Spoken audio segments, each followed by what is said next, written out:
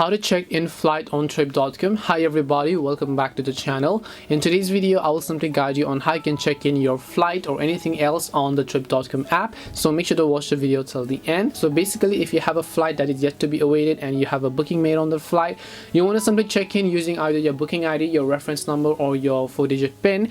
Whatever else the case is, all you have to do is just go ahead and launch the trip.com application. Once you launch the trip.com app, you will basically see this type of interface where you just need to go to the My Trips option from the bottom of the screen, which is at the center bottom, of course.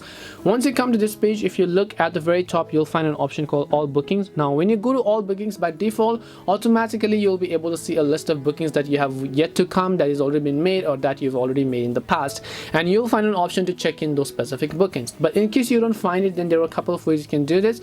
You can choose to search the booking and check in by their email, or you can simply check in by the PIN or the reference number. So just go to search by PIN. You have to make sure to enter the booking number if you do have, and if you remember your booking number. Once you enter your booking number, you can also simply select your 4-digit PIN. Just tap on the search button and then your booking number will be successfully checked in, and then you should be able to see the other details of including of their flight. And this is simply how you can check in your flight on the trip.com. We hope the video was really helpful, and if it did help you, make sure to leave a like and subscribe to the channel, and if you have any questions, feel free to leave them down. Thank you very much for watching, and see you in the next video.